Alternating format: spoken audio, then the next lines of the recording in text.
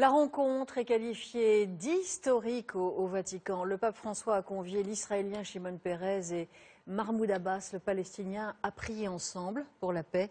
Lila Bellili et Marie-Pierre de Gors.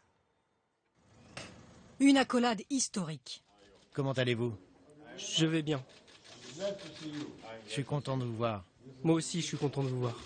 Sous le regard du pape François, Mahmoud Abbas, président palestinien, embrasse Shimon Peres, chef d'État israélien. Pour la première fois, ils sont reçus dans les somptueux jardins du Vatican. La mise en scène est parfaite.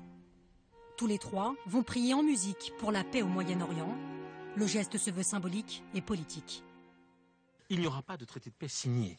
En revanche, ce qui est clair, c'est qu'après la prière, il y aura des apartés, il y aura une rencontre entre ces trois chefs d'État et on peut tout à fait imaginer qu'il y aura des discussions sur comment changer les postures, les manières d'être, quels sont les efforts que peuvent fournir les uns et les autres pour aboutir à la paix. Le pape François les avait invités il y a 2 semaines, quand il était à Bethléem, devant le mur qui sépare la Palestine d'Israël. Image forte qui a fait le tour du monde. Mais la paix est encore loin et les tensions toujours vives.